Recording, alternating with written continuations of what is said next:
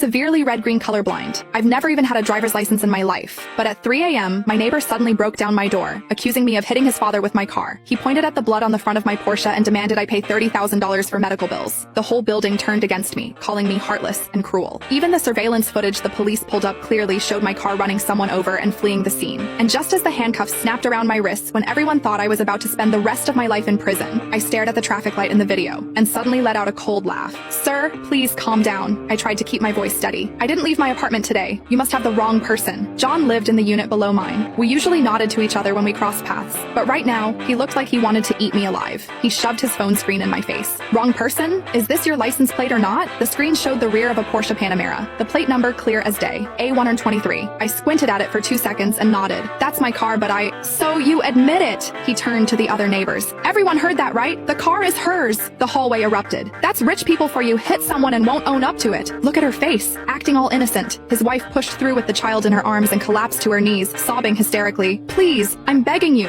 My dad's on a ventilator. The surgery costs $30,000. It's nothing to you, but it'll destroy our family. You can't just let him die." My scalp prickled. I quickly tried to help her up. "Please get up first. We haven't even figured out what happened. It's crystal clear." John grabbed my arm. "I saw it with my own eyes. Your car ran a red light and sent my dad flying 20 feet. Finally fully awake, anger flared inside me. "I didn't drive anywhere today. Just because you say I hit him means I did? $30,000? Why not say $300,000? I could just as easily say you're trying to rob me." The moment the words left my mouth, John's hand connected with my face. The slap sent me stumbling back 2 steps, my ears ringing. "Bullshit." He jabbed his finger at my nose. "My father is dying. If you don't pay up, I'll call the cops right now and have you thrown in jail. You won't get away with this." Someone in the hallway cheered him on. "Good. People like her need to be taught a lesson." The neighbors grew more agitated. "Don't waste your breath on her. Call the police. Lock her up." His wife knelt on the floor, sobbing uncontrollably, the child wailing along with her. Camera flashes went off in my face. I covered my cheek and slowly straightened. "Fine. Call the police." John froze. "Didn't you say you'd call them? Go ahead." I wiped the blood from the corner of my mouth. I turned, pulled something from my bedside table, and slapped it against his chest. "While you're at it, have them explain how someone who's red-green colorblind and can't drive managed to hit your dad." John stared down at the red-green colorblindness certificate for 3 seconds.